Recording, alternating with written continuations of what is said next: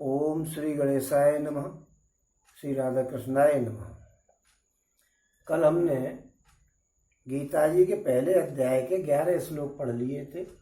आज 12 में से आगे बढ़ रहे हैं और इसमें दुर्योधन के द्वारा अपने पक्ष के महारथियों की विशेष रूप से भीष्म पितामह की प्रशंसा किए जाने का वर्णन सुना करके अब संजय उसके बाद और क्या घटनाएं हुई उनके बारे में बता रहे हैं।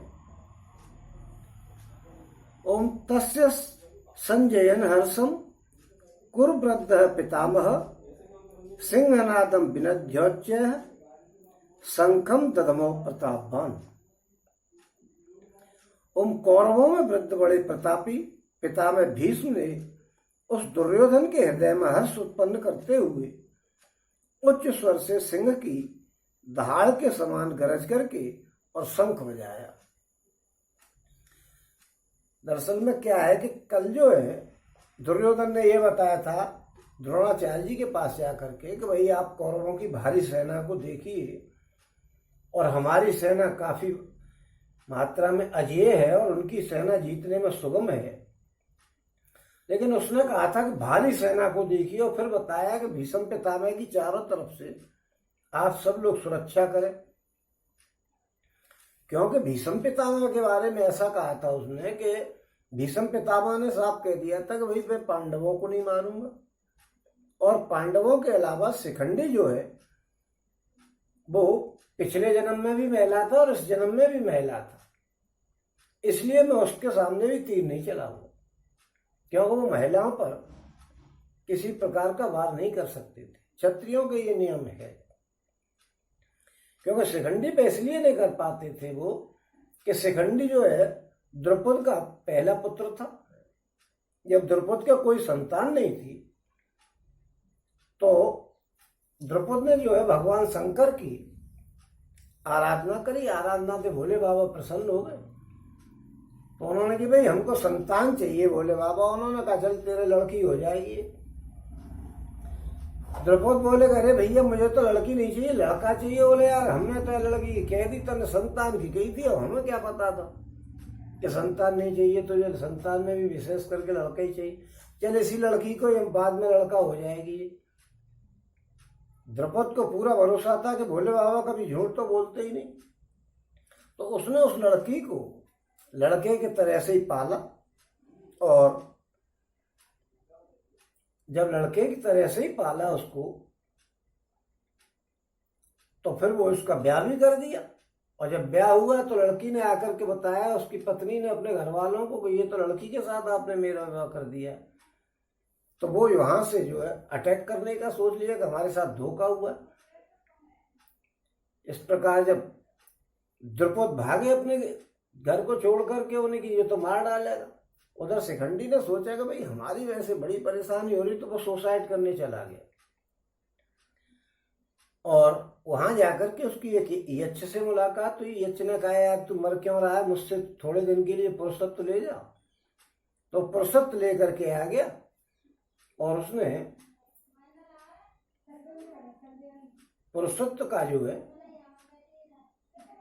दिखा करके और उसके लड़की के पिताजी को और अपने पिताजी को सबको शांत किया कि भाई मैं पुरुष हो गया हूं, कोई दिक्कत नहीं।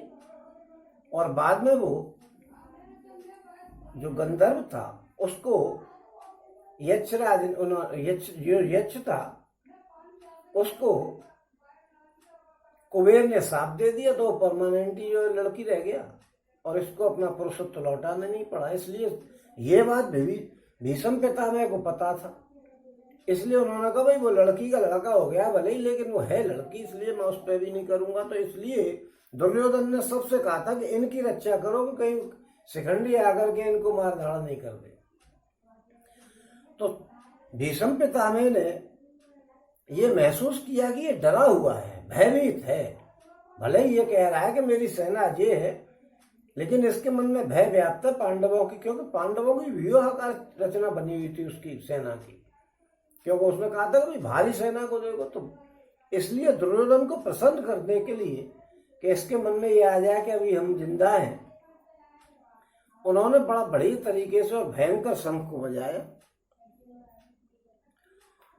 ओम तत्शंखाश्च भैर्यश्च प्रणवानक गोमुखा सहसैवाभ्य हन्यन्त सशब्दस्तु मुलुभवत्। ओम इसके पश्चात शंख और नगाड़े तथा ढोल मृदंग और नरसिंगे आदि बाजे एक साथ बज उठे। उनका वो शब्द बड़ा भयंकर हुआ। तो जब भीष्म पितामह ने लड़ाई के लिए बजा दिया शंख, तो फिर सबने ही बजाया उनकी तरफ से। अब पांडवों ने इसके बाद क्या किया, इसको बता रहे हैं वो।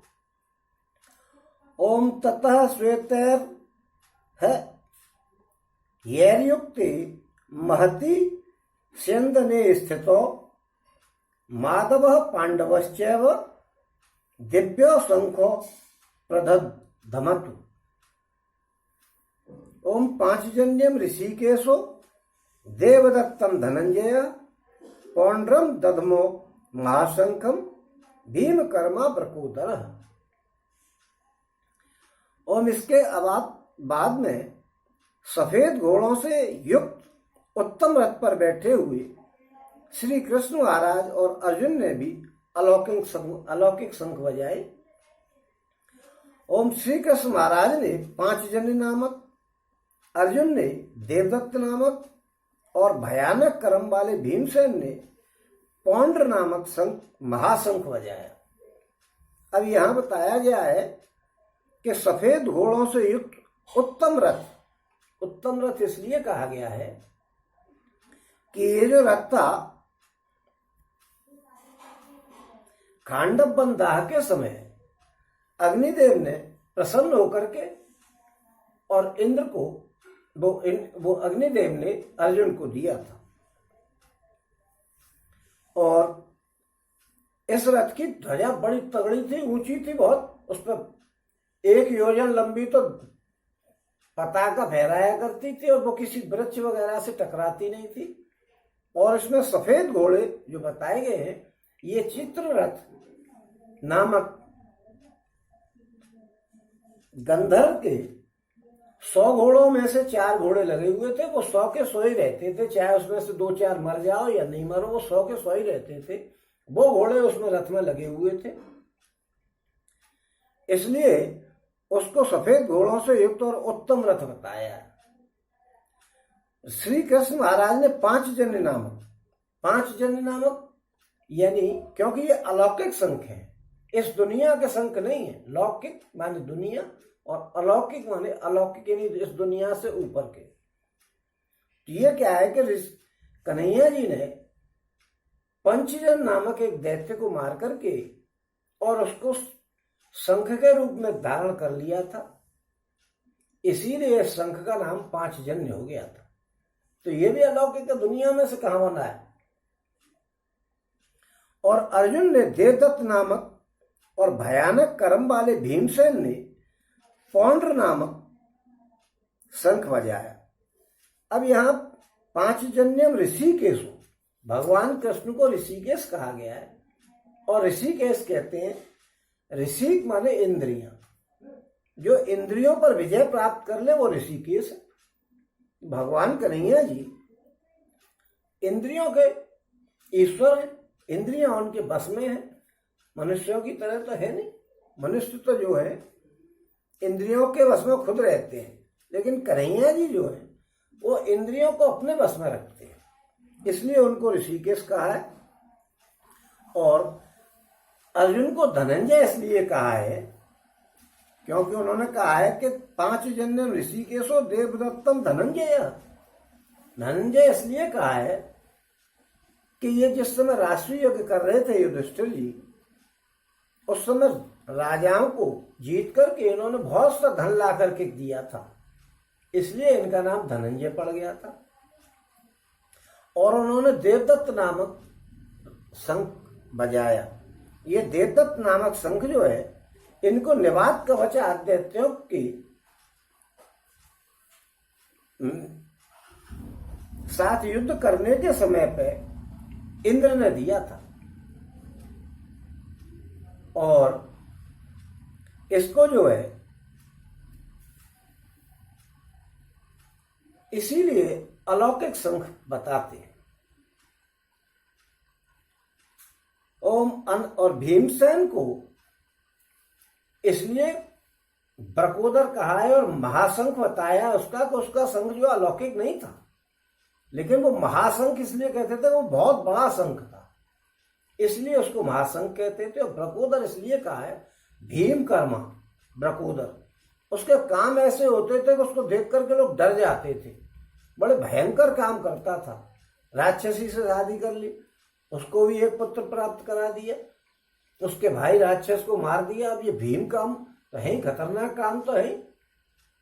अब हम लोग तो जो है डर जाएंगे राक्षस को देख के, सुन के राक्षस है, लेकिन उसने राक्षस को मार दिया और उसकी बहन से शादी कर ली, तो इस तरीके से घटोत्कच को जो पैदा कर दिया। तो भीम काम था और खाता बहुत था, इतना खाता था और सबको पचा जाता था, इसलिए उसको ब्रकोदर कहा है। ओम अनंत विजयम राजा कुंती पुत्रो युधिष्ठिरः नकुलः सह देवश्च। ओम नकुलः सह देवश्च सुघोषमणि पुष्पको। ओम काश्यश्च परमेश्वासः शिखंडी च महारथः धृष्टद्युम्नो विराटश्च सात्विकी च अपराजितः। ओम द्रौपदो द्रौपदेयाश्च सर्वशः पृथ्वीपते सौभद्रश्च महाबाहो शंखान दधमु पृथक पृथक। ओम कुंती पुत्र राजा युधिष्ठिर ने अनंत विजय नामक, नकुल तथा सहदेव ने सुघोष नामक और मणिपुष्पक नामक शंख बजाए, और श्रेष्ठ धनुष वाले काशीराज और महारथी शिखंडी एवं धृष्टद्युम्न तथा राजा विराट और अजेय सात्विकी, राजा द्रुपद और द्रौपदी के पांचों पुत्र और बड़ी भुजा वाले सुभद्रा पुत्र अर्जुन अभिमन्यु, इन सभी ने हे राजन सब ओर से अलग अलग शंख बजाए। अब इसमें जिन राजाओं का नाम दिया है, जैसे श्रेष्ठ धनुष वाले काशीराज, ये काशी देश के राजा थे। महारथी शिखंडी अभी मैंने बताया, ये द्रौपद के पहले पुत्र थे।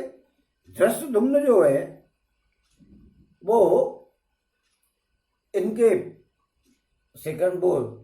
द्रौपद के जो द्रोणाचार्य को मारने के लिए पुत्र की प्राप्ति करी थी वो है, क्योंकि धृष्टद्युम्न जो है वो द्रोणाचार्य को मारने के लिए द्रौपद ने पुत्र की प्राप्ति करी थी, तो द्रौपदी और जो दोनों साथ पैदा हुए थे उसका मैं पहले उसमें कर ही चुका हूं जिक्र। और राजा विराट जो है वो मत्स्य देश के राजा थे, इन्हीं के यहाँ इन्होंने 1 साल का अज्ञातवास बिताया था, और इनकी लड़की से अर्जुन के उत्तरा से जो है वो अभिमन्यु का ब्याह हुआ था। अभिमन्यु जो है सुभद्रा पुत्र थे, बताया ये इसमें। तो इन सभी ने अलग अलग तरीके से और अपने अपने शंख बजाए। ओम सघोषो धार्त राष्ट्राणाम हृदयानि व्यदारयत नभश्च पृथ्वीं चैव तुमुलो व्यनु नादयन।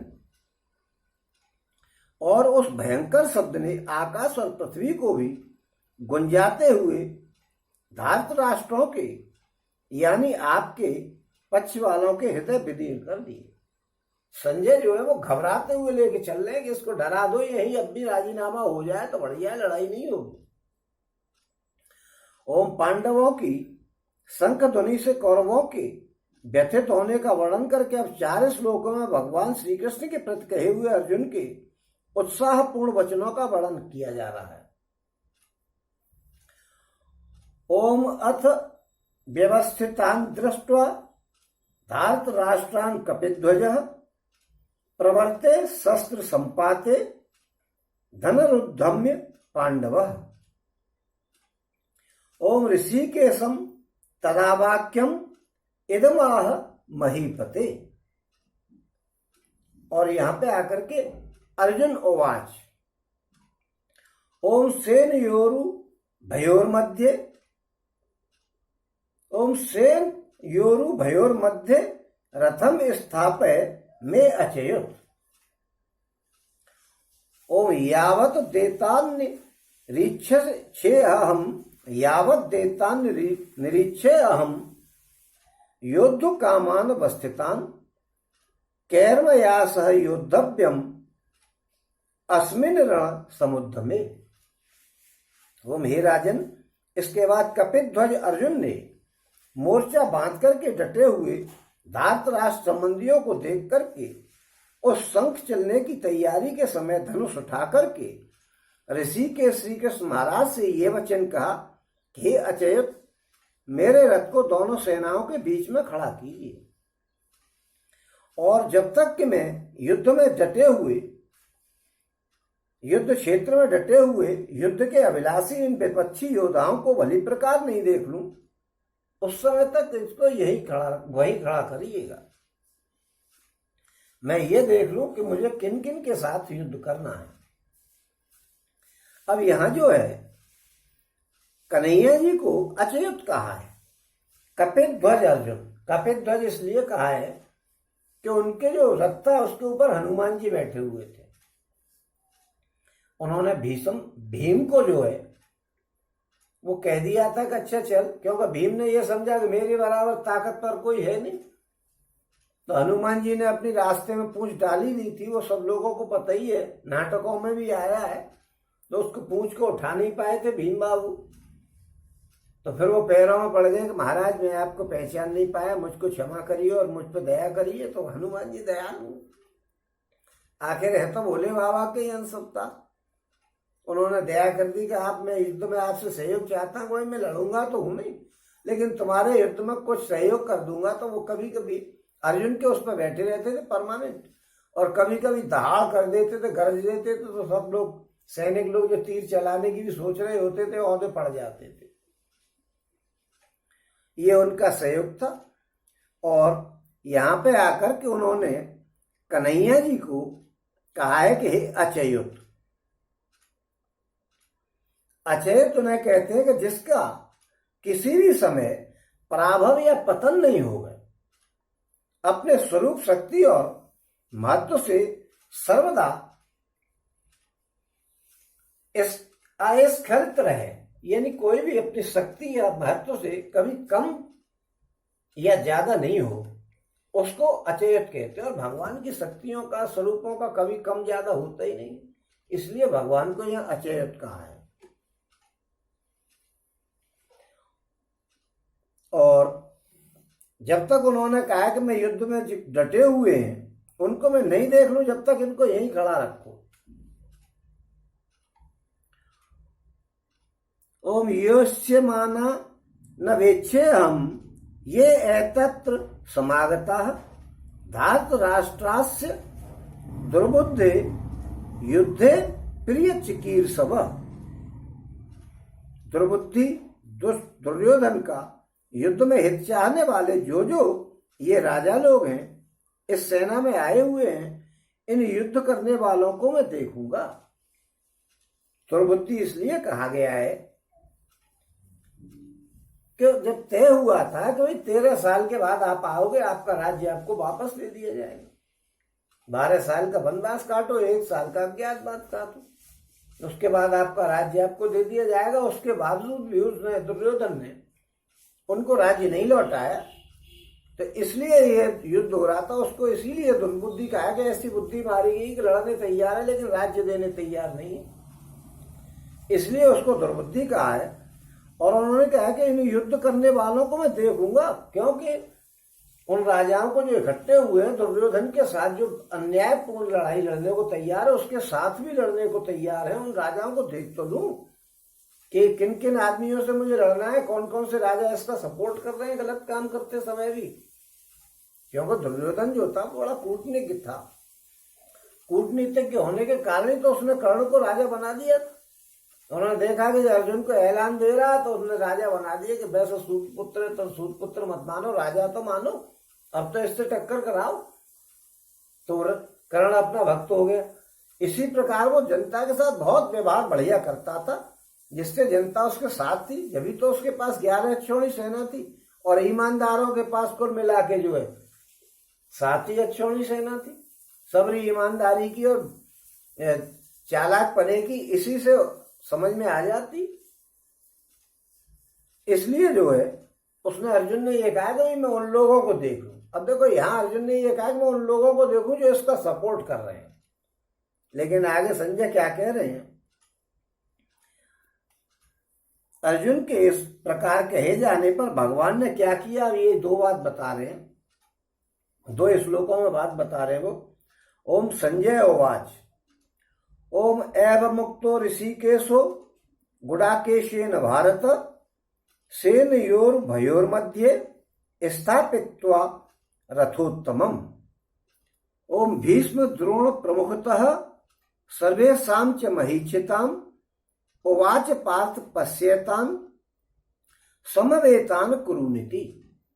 ओम संजय बोले कि हे धृतराष्ट्र, अर्जुन द्वारा इस प्रकार कहे हुए महाराज श्री कृष्णचंद्र ने दोनों सेनाओं के बीच में भीष्म और द्रोणाचार्य के सामने तथा संपूर्ण राजाओं के सामने उत्तम रथ को खड़ा करके और इस प्रकार कहा कि हे पार्थ, युद्ध के लिए जुटे हुए इन कौरवों को देख। अब देखिए यहाँ पे पार्थ तो इसलिए कहा गया है अर्जुन को कि वो प्रथा पुत्र था, कुंती का एक नाम प्रथा भी था, इसलिए उसको कुंती पुत्र न कह करके उन्होंने पार्थ कह दिया। और ये बात उन्होंने दिखाई है कि जुटे हुए कौरवों को देख। वो कह रहा है अर्जुन कि मैं उनको देखूंगा जो पाप का सहयोग करने वाले राजा हैं, और भगवान जी कह रहे हैं कि कौरवों को देख ले। इसका ये मतलब हमारी समझ में आता है कि कन्हैया जी हम लोगों पर कृपा करना चाहते हैं, और उस अर्जुन के, हालांकि वो तो नर और नारायण दोनों ही थे, तो उनमें कोई भेद ही नहीं था, लेकिन फिर भी जो लीला चल रही है इसमें वो अर्जुन के हृदय में परिवार वालों के लिए स्नेह जागृत करना चाहते हैं, जिससे ये मोह में होकर के लड़ाई की मनाही करे, और मैं पूरी गीता जी का उपदेश देकर के जनता के भले के लिए और उसका उपदेश कर लूं, क्योंकि जनता उसकी पढ़ेगी, सुनेगी या गाएगी और कुछ समझ के उस जैसा आचरण करेगी तो जनता का कल्याण होगा, क्योंकि वो तो जनता का कल्याण धर्म की स्थापना होगी, और वो धर्म की स्थापना के लिए ही आए। अब कोई आदमी कहते तो ऐसा उन्होंने धर्म की स्थापना नहीं करी, कोई धर्म क्या कोई ऐसी चीज थी कि मूर्ति ली और जमा दी के साथ 2 साल धर्म की स्थापना हो गई। राक्षसों का नाश करवाया, बुरे बुरे आदमियों का जो अपराधी थे उनको सबका नाश कराया, धर्म की स्थापना नहीं है। कि ये पुस्तक दे गए इतनी बड़ी कि इसको समझने में ही वर्षों लग जाए, कोई समझ नहीं सकता। ये सब धर्म की स्थापना में ही आता है कि आप इस पर चलिए और अपने जीवन को मुक्ति के पास ले जाइए। जो आपका उद्देश्य है आखिर, तो ये धर्म की स्थापना ही तो की है उन्होंने ये जगाया है उसको, अर्जुन को, कि भाई देख तू अपने परिवार वालों को देख ले। जब वो कह रहा है कि मैं राजाओं को देखूंगा, इसका कौन सपोर्ट कर रहा है, और वो कह रहे हैं बाबूजी कि तू परिवार को देख ले। इसलिए परिवार के लिए स्नेह जागृत हो जाए, क्योंकि वो तो ये तो कोई मैरिज होम में तो खड़े नहीं है शादी में। अर्जुन ने तो इसलिए कही थी कि भाई मैरिज होम थोड़ा ही है, जो आए तो कौन कौन आया हमारी शादी में और हमने देख लिया। वो तो लड़ाई है जहाँ तलवार और वो चलेंगे तीर, आदमी की काट मार होगी, तो वहां कौन देखेगा कि कौन मरा और कौन जिंदा हुआ। उनने 100 तीर छोड़ दिया, वहीं की भी मर गए, उनको कौन पहचानेगा। इसलिए वो देखना चाहता था कि इसके सपोर्ट में कितने आदमी। और कन्हैया जी कह रहे हैं कि अपने परिवार को देख ले, परिवार के स्नेह में आ जा तो मैं जनता का भला कर दूं। इसलिए वो इसके लिए कह रहे हैं, और उसको कहा है कि एवं तो ऋषिकेशो गुडाकेश भारत। गुडाकेश इसलिए कहा है अर्जुन को कि उसको नींद को जीत लिया था उसने, उसके मन में आती थी तो सोता था, नहीं तो नहीं सोता था। ये बात दुर्योधन के परिवार पिताजी यानी धृतराष्ट्र को संजय बता रहे हैं कि वो अर्जुन जो है वो बिल्कुल एक्टिव है, आलसी नहीं है, उसने नींद को जीत लिया है। आप कैसे लड़ना चाहते हो और कैसे जीतना चाहते हो उसके बारे में ये बात बताई गई।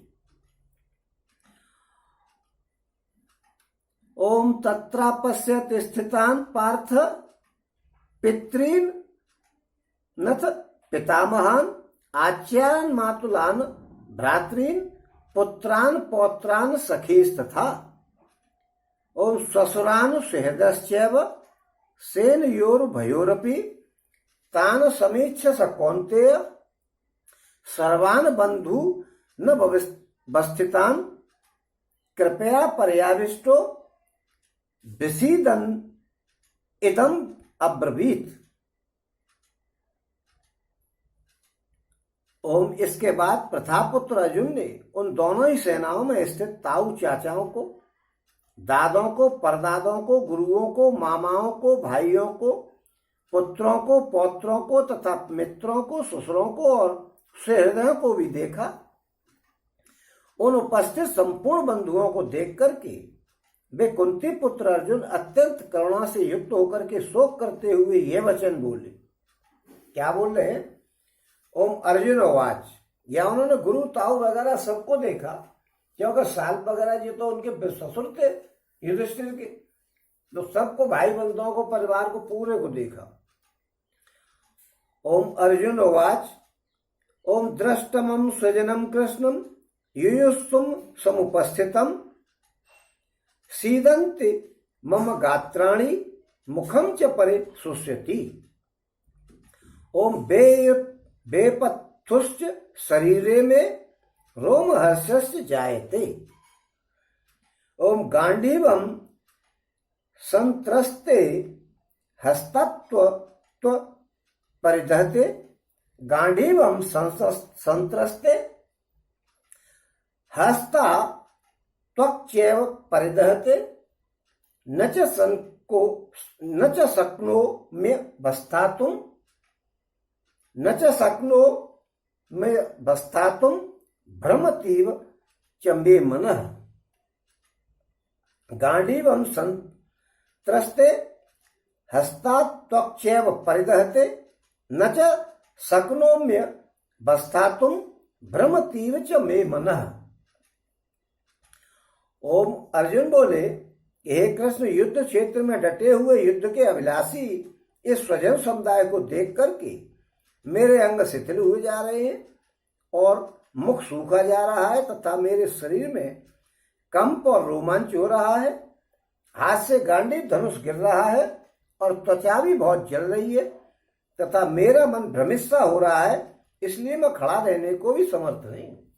परिवार वालों को देख करके उसको बुखार सा आ गया, शरीर कांपने लग गया और जो है वो इसको चलाने के खड़े रहने के लायक भी नहीं रहा। उसने कहा कि गांडीव गिरा जा रहा है। ये गांडीव क्या था? गांडीव उसके पास जो धनुष था ये भी अलौकिक था, ये कोई लौकिक नहीं था। धनुष बनवाया नहीं था, किसी से लकड़ी लेकर के बनवा दिया हो या स्टील में बनवाया हो, ऐसा कुछ नहीं था।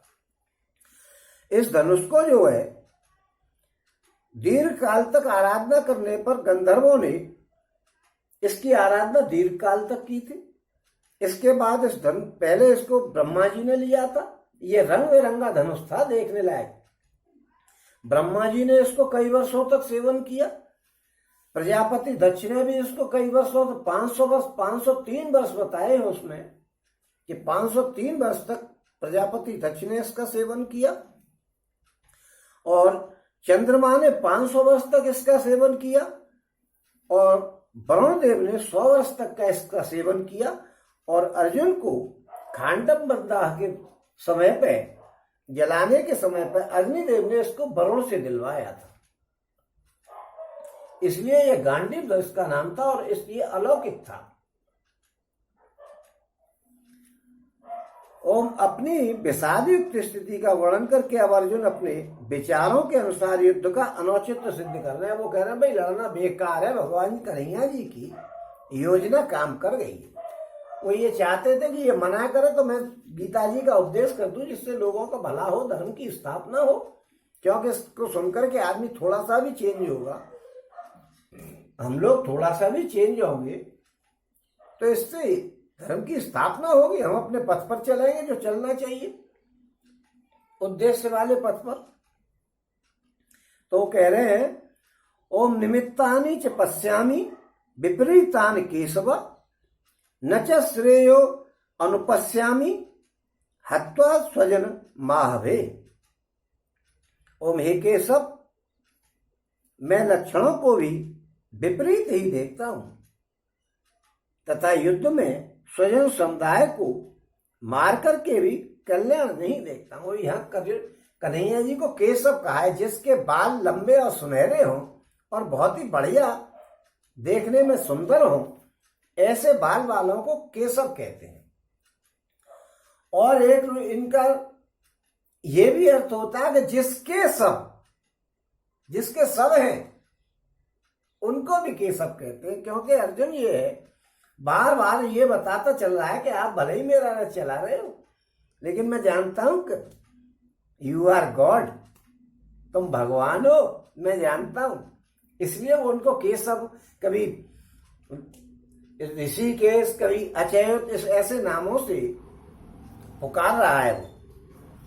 और अर्जुन ने ये कह दिया कि हे केशव, मैं लक्षणों को भी विपरीत देख रहा हूं तथा युद्ध में स्वजन समुदाय को मार करके कल्याण भी नहीं देखता हूं। लक्षण कैसे विपरीत देखे जा रहे हैं? लक्षण ऐसे कि भूकंप आ गया बिना टाइम के, धरती कांप रही है, मालूम पड़ा कि साहब सूखा पड़ गया, मालूम पड़ा कि पानी इतना पड़ रहा है कि बंद ही नहीं हो रहा है, बाढ़ की बाढ़ आ रही। ये सारे ऐसे कैसे लक्षण होते हैं, क्योंकि हम जब घर से चलते हैं तो वो जो शकुन देखते हैं उन्हीं को उन्होंने लक्षण कहा है। शकुन देखते हैं कि कहीं गाय उल्टे हाथ पे तो नहीं पड़ रही है, कहीं पंडित जी महाराज पुस्तक लिए हुए उल्टे हाथ पे तो नहीं पड़ रहे, कहीं मटका खाली लिए हुए कोई महिला जो है वो सीधे हाथ पे तो नहीं पड़ रही है, या कहीं कंडे उपला, जिसके उपला कहते हैं, उनको लेकर के कोई महिला तो सामने नहीं पड़ रही। इन सब चीजों को देख करके हम चलते हैं। तो इसी चीजों का अर्जुन ने वर्णन कहा है कि ये लक्षण भी जो है हमें दिख नहीं रहा, पुच्छल तारा दिख रहा है, कभी कुछ दिख रहा है, ऐसे लक्षण हो रहे हैं। इससे यह उम्मीद होती है कि बड़ी भयंकर नुकसान होगा। इसलिए मैं युद्ध में स्वजन समुदाय को मार करके कल्याण भी नहीं चाहता हूं कि हमारा कल्याण हो जाएगा। कल्याण क्यों नहीं होगा कि परिवार को मारने वाले का कभी कल्याण नहीं होता, वो तो महापाप है। आगे भी थोड़ी देर में बताऊंगा कि महापाप जो है वो श्रुतियों में, स्मृतियों में बताया गया। तो वो कह रहा है कि अपने युद्ध नहीं करने की फिर पुष्टि करता है अर्जुन। तो कह रहे हैं ओम न कांक्षे विजयम कृष्ण न च राज्यम सुखानि च किम नो राज्येन गोविंद किम भोगैर जीवते न वा। ओम ये सामर्थ्य कांक्षितम नो राज्यम भोगा सुखानि च त इमे अवस्थिता युद्धे प्राणांस त्यक्त्वा धनानि च। ओम हे कृष्ण, मैं न तो विजय चाहता हूं, न राज्य चाहता हूं, न सुखों को ही चाहता हूं। हे गोविंद, हमें ऐसे राज्य से क्या प्रयोजन है अथवा ऐसे भोगों से और जीवन से भी क्या लाभ है। ओम, हमें जिनके लिए राज्य भोग और सुख आदि अभीष्ट हैं, वे ये सब धन और जीवन की आशा को त्याग करके युद्ध में खड़े हुए। अब यहां पहले बार बार कन्हैया जी का नाम कृष्ण क्यों पड़ा? कृष्ण यानी खींचना, अपनी ओर आकर्षित करने वाले को कृष्ण कहा जाता है। ये कोई कृष्ण ऐसा थोड़ा ही हल्के फुल्के में लेने लायक। कृष्ण का मतलब अपनी ओर आकर्षित कर लेना। कन्हैया जी ने कितने लोगों को अपनी ओर आकर्षित कर लिया, इसके बारे में क्या कहना। जो उनको सुनता था वो वहीं उनका दीवाना हो जाता था। इतने दीवाने थे, गोपियां तो उनके प्यार में ही मरी जा रही थी कि कन्हैया अपने पुत्रों को इतना प्यार कभी नहीं किया उन्होंने जितने। क्योंकि गोपियां क्या थी? गोपियां तो थी ऋषि मुनि। वो देवता सब आ गए थे, ऋषि मुनि देवता सब अपने आनंद लेने के लिए जो वर्षों से, करोड़ों वर्षों से और पूजा पाठ कर रहे थे, तब कर रहे थे, वो सारे देवता, ऋषि और पितर वगैरह सब आ गए थे वहां पे। तो उनके तो वो प्रेमी थे। गोपियां क्या थी, वो कोई महिलाएं थोड़ा ही थी, वो तो पुरुष थे सब। लेकिन गोपी बन के आ गए थे, भोले बाबा नहीं आ गए थे बन के महाराष्ट्र में। तो वहां गोपेश्वर का मंदिर बनवा दिया कि हम तो महिलाओं के साथ महाराष्ट्र देखेंगे कि यहाँ एंट्री नहीं है महिलाओं की। तो उन्होंने ठीक है कोई बात नहीं है, तो खट वो महिला बन के आ गए। तो ऐसे उनके कृष्ण का मतलब अपनी ओर खींच लेते थे, इसलिए उनको कृष्ण कहा गया है। और फिर कहा है कि हे गोविंद, पहले कृष्ण जी कहा है, फिर हे गोविंद कहा है। गोविंद का मतलब ये वेदों के द्वारा जो जाना जाता है उनको गोविंद कहते हैं। भगवान को वेदों के द्वारा ही तो जाना जा सकता है, हम कहाँ जान सकते हैं कि भगवान कौन से हैं, क्या है। ये वेदों ने हमको बताया, वेदों की उपशाखाएं हुई हैं, फिर उनकी उपशाखाएं हुई हैं, और आज हम ये गीता जी पढ़ रहे हैं, ये तो उपनिषद है। इसका तो कोई वर्णन ही नहीं किया जा सकता, इसमें तो गूढ़ रहस्य की बात है, और इसको समझना तो किसी के लिए संभव है ही नहीं। तो ये सारी बातें जो है वेदों में, वेदों के द्वारा जिनको जाना जाता है उनको गोविंद कहते हैं। ये संजय जो है धृतराष्ट्र की दम निकाले दे रहे हैं, ये कह करके कि ये वेदों के द्वारा जाने जाते हैं और ये कृष्ण जी हैं, ये अपनी ओर खींच लेते हैं सबको। क्या कर रहा है, लड़ाई की मना कर, लेकिन अभी उसकी समझ में नहीं आ रही है। अंत में विनाश हो जाएगा जब ही समझ में आएगी। उन्होंने कहा कि भाई युद्ध करने से कोई फायदा नहीं, ये जो है विनाश की तरफ हो। सब जिनके लिए हम जिन पर शासन करेंगे वो सब यहाँ लड़ने मरने को तैयार है, तो फिर हम शासन किस पर करेंगे।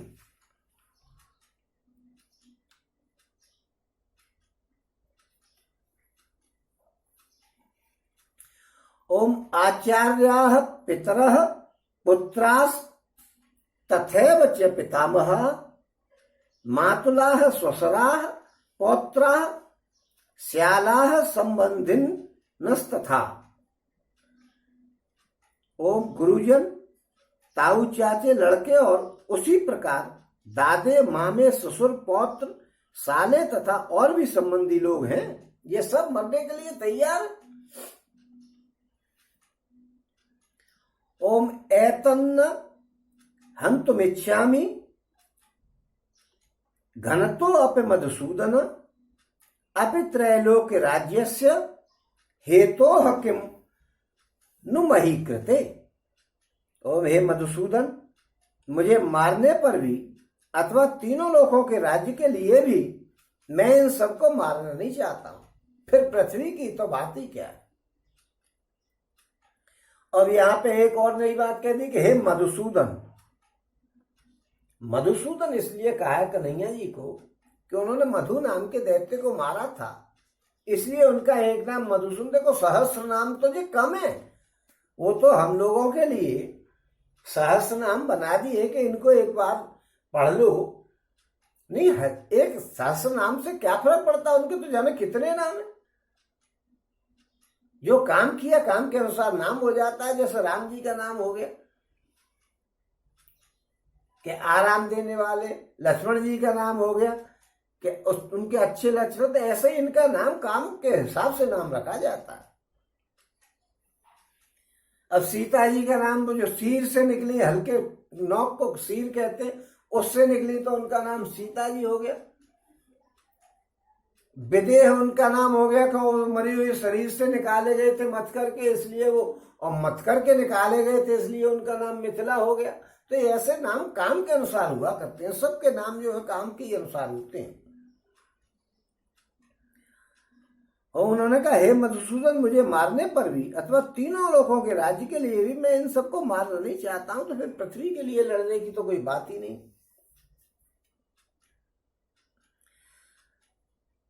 अब इस पर अर्जुन अपने संबंधियों को मारने में लाभ का अभाव दिखा रहे हैं और पाप की संभावना बता करके और अपनी बात को पुष्ट कर रहे हैं। तो कह रहे हैं ओम निहत्य धार्त राष्ट्रानः का प्रीते स्वजनार्दन पापमेवास्त्र ये दस्मान हत्वा तानात ताप इनः। हे जनार्दन, जनार्दन जो जनता का पालन पोषण करने वाले हों उनको जनार्दन कहते हैं। जनता को जो संभालने वाले हों उनको जनार्दन कहते हैं। ओम हे जनार्दन, धृतराष्ट्र के पुत्रों को मार करके हमें क्या प्रसन्नता होगी? इन आताताइयों को मारकर तो हमें पाप ही लगेगा। देखिए, अब यहां दो बात आती है कि आताताई श्रुतियों में कहा गया है, स्मृतिकारों ने कहा है कि आताताई को देखते ही मार दो और आपको कोई पाप नहीं लगेगा। ये बात अर्जुन ने भी जानी होगी, क्योंकि अर्जुन जानकार है, कोई लाला राम तो है नहीं, कलल्लू हो, उन्होंने समझ में नहीं आ रही है क्या है। कन्हैया जी के मित्र बने ही इसलिए क्योंकि वो तो नर और नारायण दोनों ही है। श्रुतियों में क्या है कि अगर आप आताताई को देखते हो तो तुरंत मार दो, आपको कोई पाप नहीं लगेगा। लेकिन क्यों अपनी ओर अनिष्ट करने जो आ रहा है उसको तुरंत मार दो, क्यों आपको मार देगा वो। आताताई होता कौन है? अब समस्या ये भी आ रही, क्योंकि आताताई वशिष्ठ स्मृति में बताया है। आताताई के 6 लक्षण बताए हैं।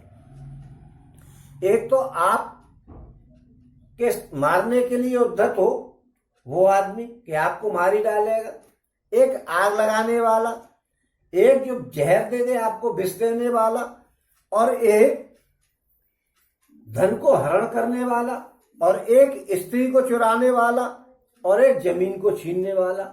ये 6 बात बताई है जो आताताइयों की होती है। ऐसा आदमी आताताई कहलाता है। और ये सारी बातें 6 की 6 उन लोगों में स्त्री का हरण करने वाला बुद्ध, जो उनका बहनोई था, वो द्रौपदी को लेकर के भाग गया था,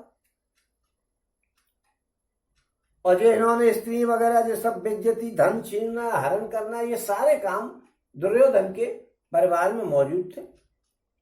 इसलिए उनको मारने में कोई दिक्कत नहीं थी।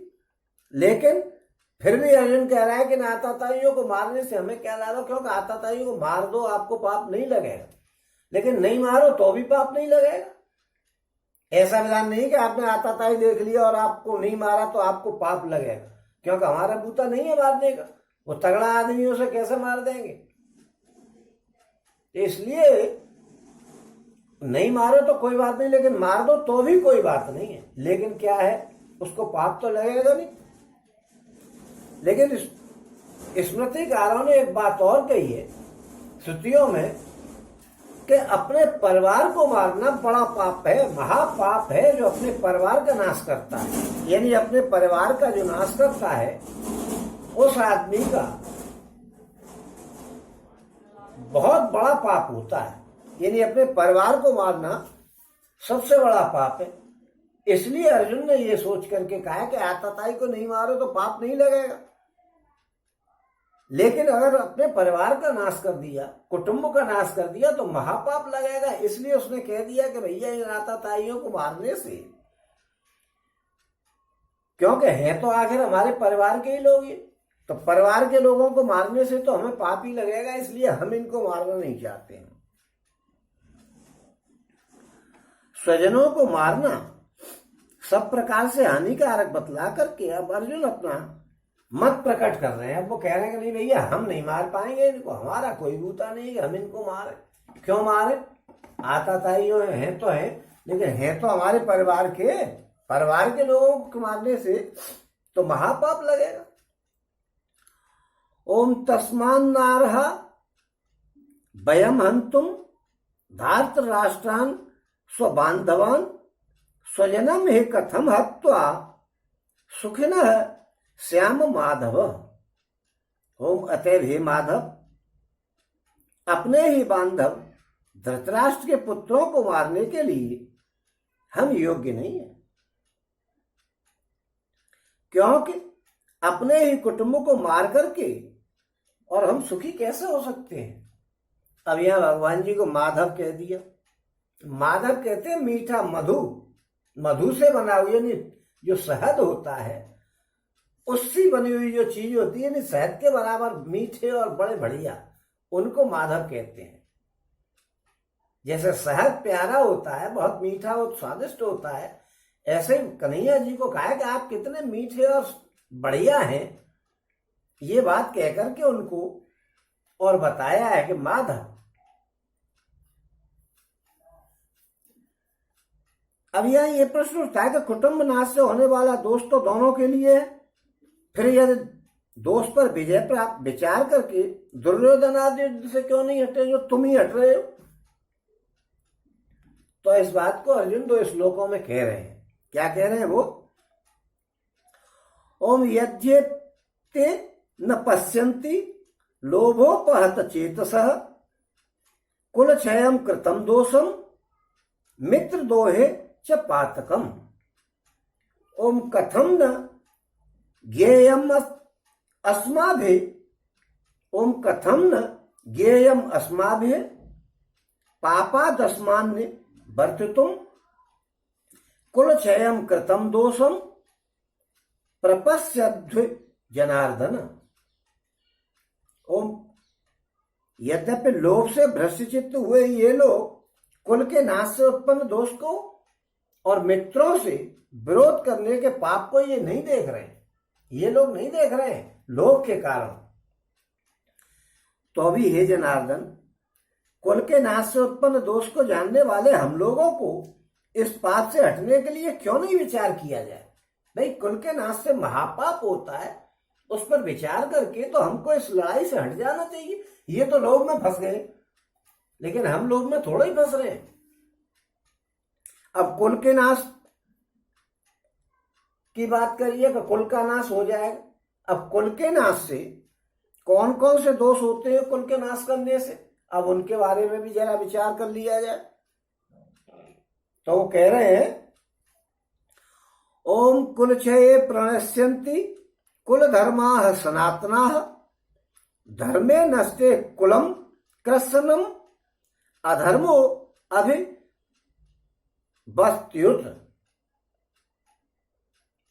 कुल के नाश से सनातन कुल धर्म नष्ट हो जाते हैं और धर्म के नाश हो जाने पर संपूर्ण कुल में पाप फैल जाता है। अब सनातन कुल धर्म क्या होता है? सनातन कुल धर्म होता है अपने परिवार में जो मर्यादाएं चली आ रही होती हैं, जिनसे शुभ आचरणों की रक्षा बनी रहती है,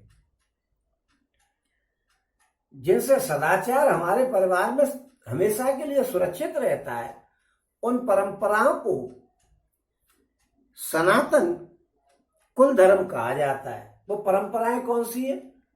कि बुजुर्गों को प्रणाम करना, पैर छूना, आगंतुकों का स्वागत सम्मान करना, अपने से बड़ों के कहने को मानना, इस प्रकार की जो बातें होती हैं आदर पूर्वक, जिनसे परिवार का सम्मान बढ़ा रहता है कि समाज में कोई ऐसा काम नहीं करना जिससे बेइज्जती हो, ऐसी जो मर्यादाएं होती है उनको कुल सनातन कुल धर्म कहते हैं। कि भाई हमारे घर का तो धर्म ये है कि हम ऐसा कोई गलत काम नहीं करते हैं, तो वो कुल धर्म होता है। और कुल धर्म के नाश हो जाने पर संपूर्ण कुल में पाप फैल जाता है। अब देखो, पाप तो फैल ही जाएगा, लेकिन पाप को आदमी क्यों नहीं करता है? पाप करने से आदमी क्यों डरता है? इसलिए डरता है कि एक तो शासन का डर रहता है कि कहीं पुलिस नहीं पकड़ ले जाए, आप इसलिए पाप नहीं करोगे। एक शास्त्र का भय होता है कि भाई शास्त्रों में लिखा है कि चोरी करोगे तो जेल जाओगे, पाप लगेगा, नरक में जाओगे, किसी की हत्या करोगे तो नरक में जाओगे। तो शास्त्रों का सम्मान करके आदमी और पाप करने से बचता है। और एक जो है कुल की मर्यादाओं का ख्याल रखता है। भाई हमारे परिवार में तो ऐसा होता नहीं कि किसी की लड़की को लेकर के भाग जाए, भैया ऐसे काम हम नहीं कर पाएंगे क्योंकि हमारे कुल की मर्यादा खराब हो जाएगी, इसलिए आदमी पाप नहीं करता है। और एक अपने शारीरिक और आर्थिक नुकसान की वजह से भी आदमी पाप नहीं करता है। क्यों भैया, किसी ने अगर हमने कोई गलत काम कर दिया तो जनता हमें मारेगी, चोरी करने जा रहे हैं और पकड़े गए तो पुलिस क्या जनता ही मार डालेगी, और केस लग गया तो केस में पैसों का और खर्चा होगा, इसलिए आदमी पाप नहीं करता है। ये सारी व्यवस्थाएं तो अपनी जगह पे स्थित है, लेकिन कुल की मर्यादाएं जो होती हैं उनका संबंध तो केवल कुटुंब से होता है, और कुटुंब भी बर्बाद हो जाएगा तो फिर क्या होगा? कुटुंब के बर्बाद होने से पाप बढ़ेगा।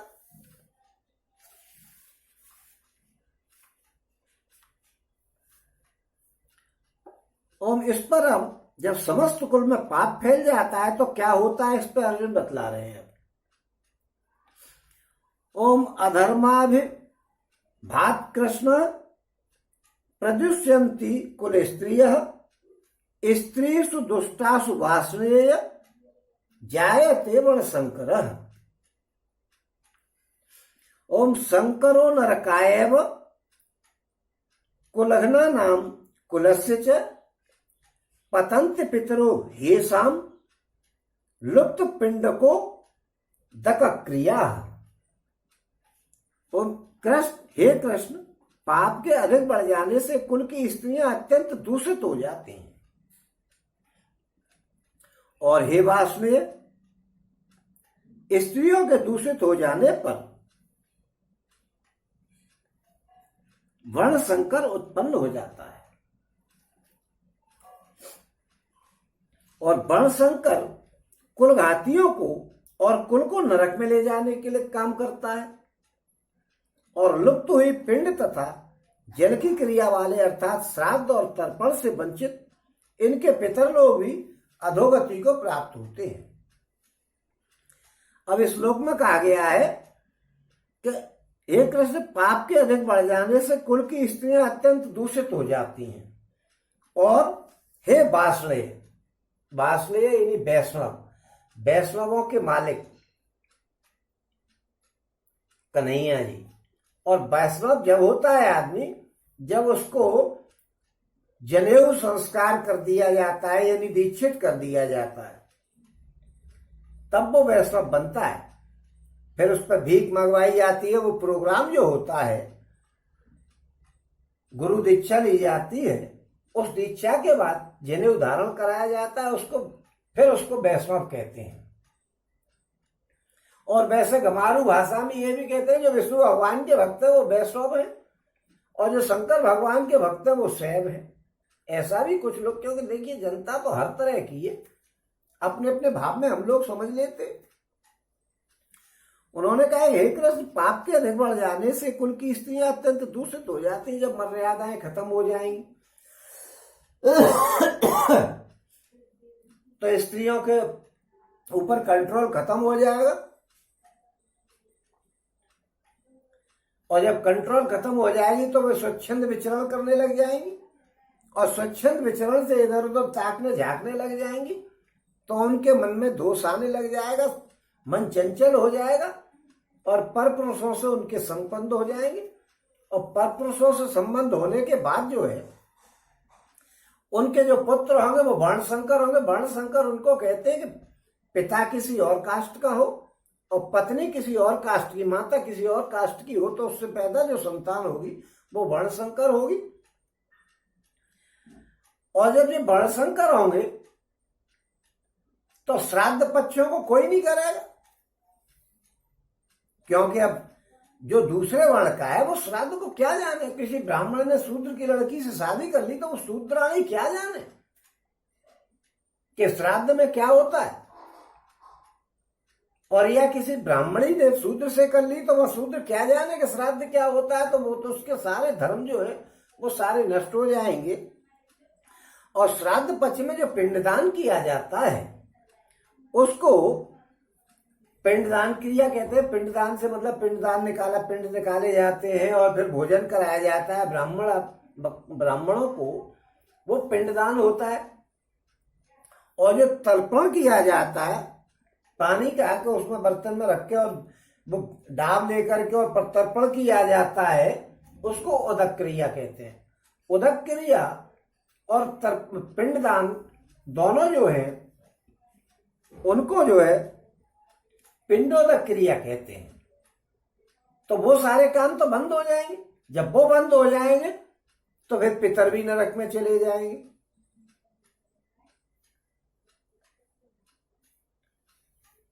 अब भाई जब और जातियों से शादियां करोगे तो फिर वो जाति वाले अपनी जाति के अनुसार करेंगे, और वो जाति वाले अपनी जाति को जानते ही नहीं होगा दूसरे की जाति में क्या धर्म होता है, तो वो क्यों पिंडदान करेंगे, क्यों श्राद्ध पक्ष करेंगे।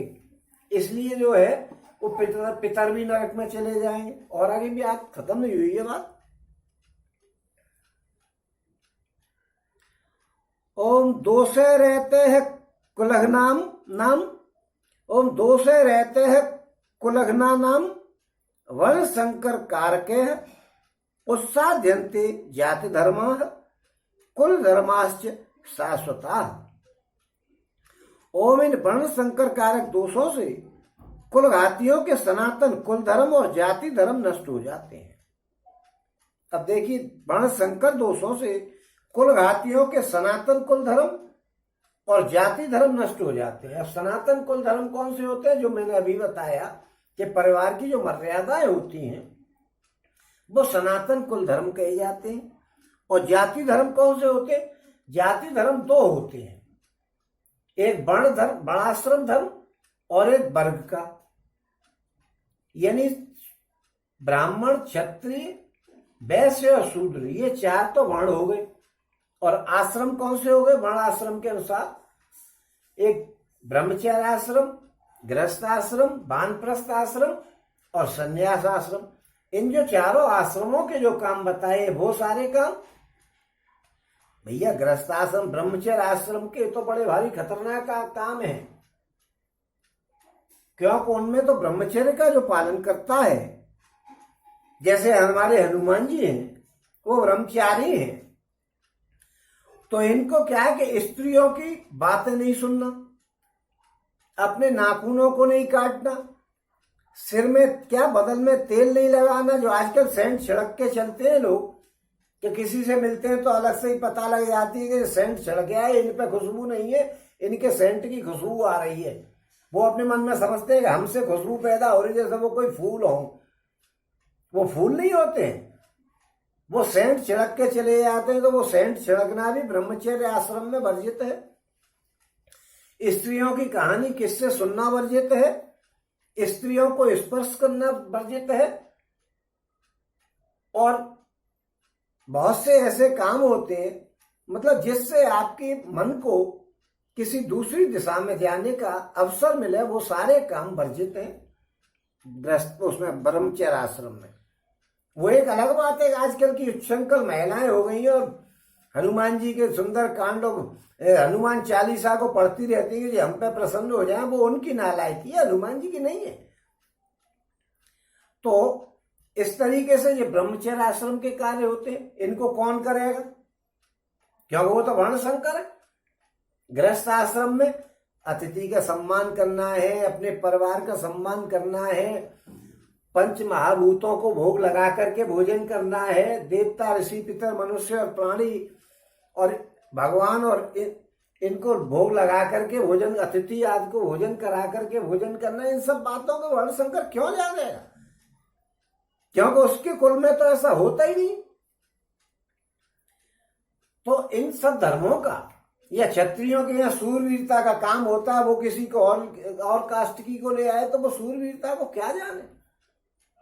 या वैश्य के यहाँ जब पैसा कमाने की बात होती है, धार्मिकता करने की बात होती है, गैया पालन की बात होती है, कृषि करने की बात होती है, किसी और कास्ट को ले आए तो वो क्या जाने इन कामों को। और शूद्र किसी अन्य जात, शूद्र लाएगा तो अपने से ऊंची की लाएगा, या तो शूद्र लाएगा नहीं अपने से ऊंची को लाएगा। तो ऊंचे परिवार की महिला आकर के कहां जानती है सेवा करना। तो ये सारे धंधे खत्म हो जाएंगे, ये सारे काम नष्ट हो जाएंगे। ये बात उन्होंने बताई है कि सनातन कुल धर्म यानी कुल की मर्यादाएं खत्म होंगी तो फिर जाति धर्म भी खत्म हो जाएंगे।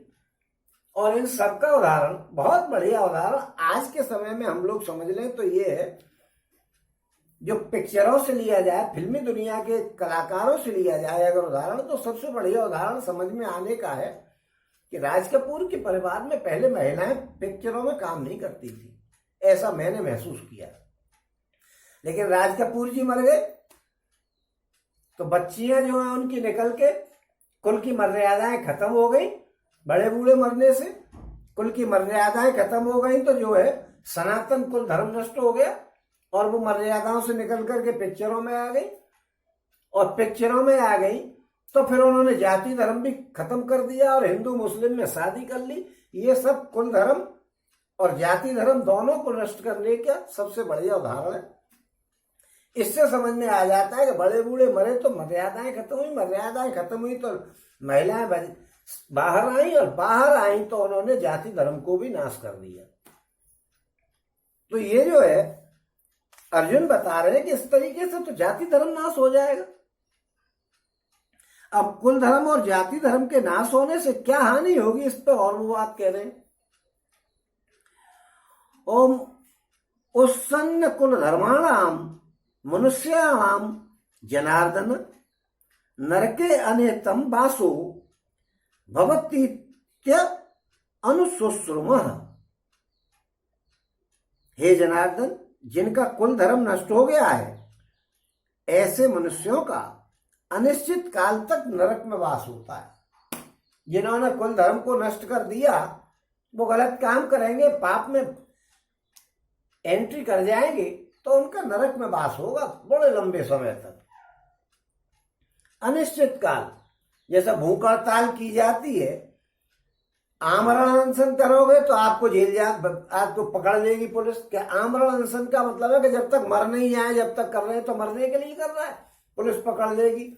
इसलिए आमरण अनशन का नाम बदल दिया जाता है होशियारी की वजह से कि अनिश्चितकालीन भूख हड़ताल। अनिश्चितकालीन के जब चाहेंगे जब खत्म कर देंगे, भैया तुम क्या पकड़ रहे हो, हमारी मर्जी। अनिश्चित काल की बता नहीं रहे कै साल की, तो अनिश्चितकालीन यानी निश्चित काल के लिए वो नरक में चले जाएंगे।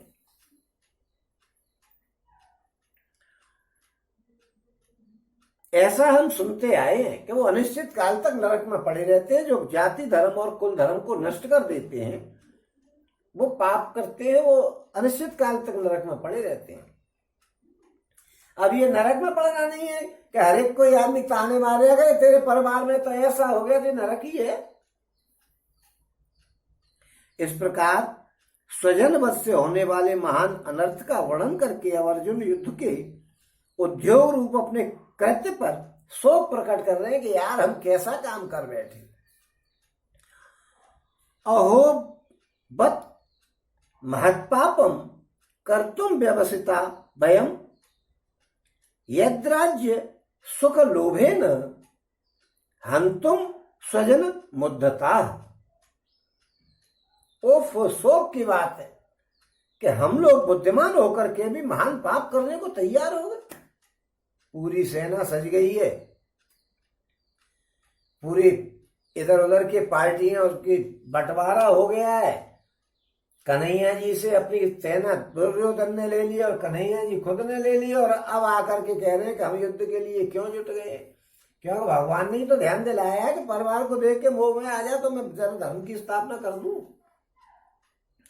हाँ, सो हम लोग बुद्धिमान होकर के भी महान पाप करने को तैयार हो गए, जो राज्य और सुख के लोभ से स्वजनों को मारने के लिए उद्धत हो गए। राज्य के लिए स्वजनों को मारने तैयार हो गए। कितना बड़ा पाप कर रहे हैं, हमको बड़ा दुख हो रहा है। अब इसको सोच करके वो अपना निर्णय सुना रहे हैं कि भाई हमने बहुत विचार कर लिया। ओम यदि माम प्रतीकारम अशस्त्रम शस्त्र पाणय धार्त राष्ट्रा रणेय हन्युस्त। ओम धार्त राष्ट्रा रणेय हन्युस्त तन्मे क्षेम तरम भवेत्।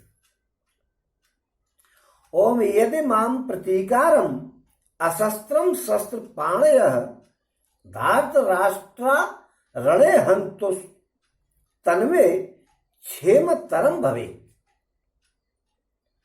ओम यदि मुझे शस्त्र रहित एवं साधन सामना न करने वाले को शस्त्र हाथ में लिए हुए धृतराष्ट्र के पुत्र रण में मार डालें तो वो मरना भी मेरे लिए अधिक कल्याणकारक होगा। अगर ये मार भी डालें तो मरना कल्याणकारक होगा, लेकिन मैं परिवार को अब मारूंगा नहीं। ओम भगवान श्री कृष्ण से इतनी बात कहने के बाद अर्जुन ने क्या किया, इस जिज्ञासा पर अर्जुन की स्थिति को बतलाते हुए संजय कह रहे हैं ओम संजय उवाच ओम एवमुक्त्वार्जुनः संख्ये रथोपस्थ उपाविशत विसृज्य ससरम चापम शोक संविघ्न मानसः।